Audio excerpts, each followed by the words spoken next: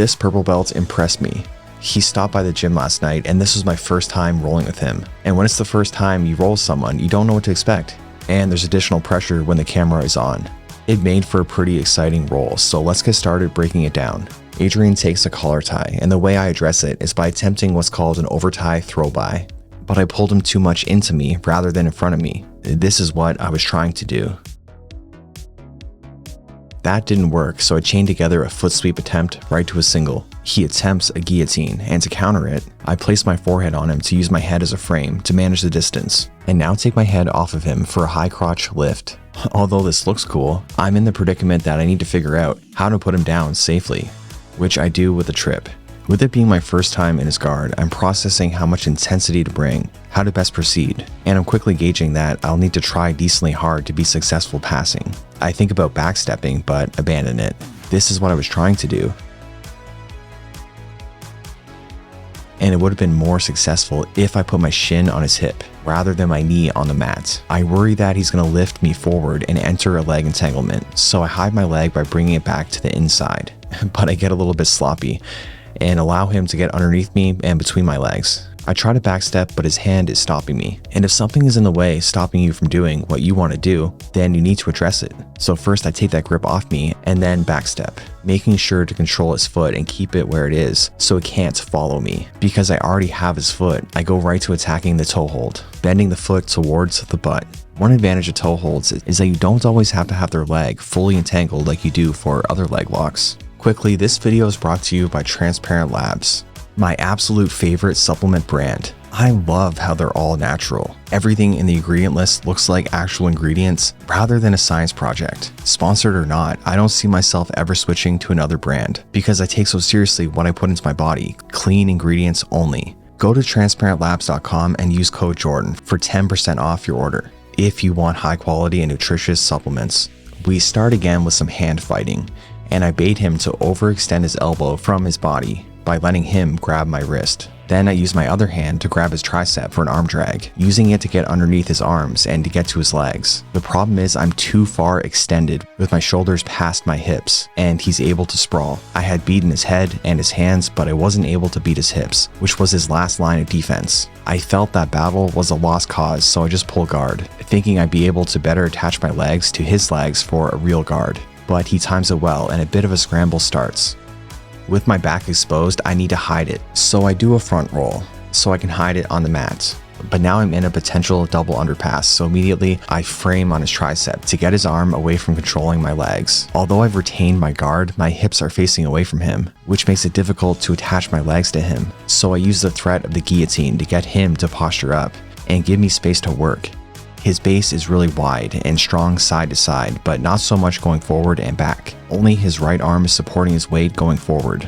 So I take that post out by pulling it by the tricep and lift him up with my legs, causing him to come forward and his head right into my armpit for the front headlock.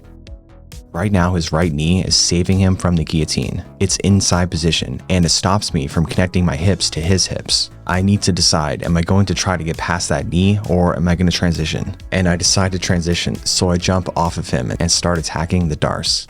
But he's wise to it, and he keeps his back flat on the mat. I need him on his side. Being flat on your back or being on your stomach or knees are both great ways to defend the darce. I'm being a little bit stubborn though, and still holding out on the hope I can darce him if he turns into me, or if I can turn him. This is what I was hoping for.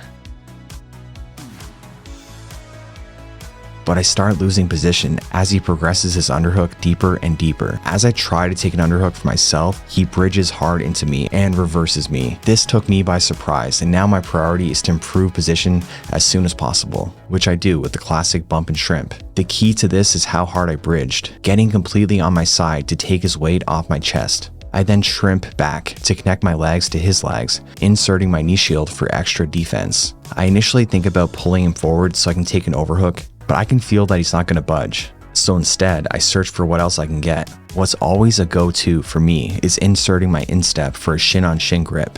I often use this grip to transition to leg locks.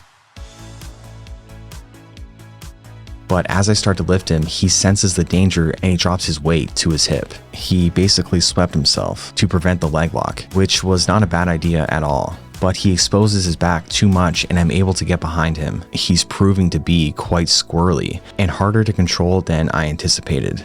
So now I'm just hunkering down a bit, slowing down the roll and directing all my attention to controlling his hips and waiting for an opportunity to mount him. I switch to a reverse underhook and step over his legs. I should have better prioritized bringing my right arm to his left side, as he uses that to block me from posting and reverse me to bottom position. You can see the look on my face. I'm like, oh crap, kind of rolling my eyes at myself. I always try to correct my mistakes right away, so I try to create a scramble, but he wins the scramble by winning the battle of the hips. Whoever can get their hips higher would be the winner of the scramble, and he won the hip height battle. So now I'm just thinking no more mistakes and thinking I gotta get offense going right away to correct that mistake. I start to bring my outside leg to the inside, looking to enter a leg lock, but he raises his hips to keep me away from his knee line. But I then again circle my outside leg into the inside and this time connect above his knee.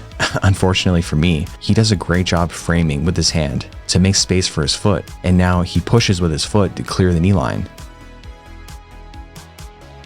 So I'm back in side control, and again I use a reverse underhook to step over his legs, but this time I'm more cautious and more aware of his intentions and free my arm before he can reverse me. I keep some heavy pressure from mounts, and when I see my opening, I take an underhook. What I see is the open elbow, which is an invitation for me to start isolating his arm away from his body. I want the arm triangle, but his hand is stuck. So I first lower my body and then drive forward, trying to get his hand out of there, but it stays stuck.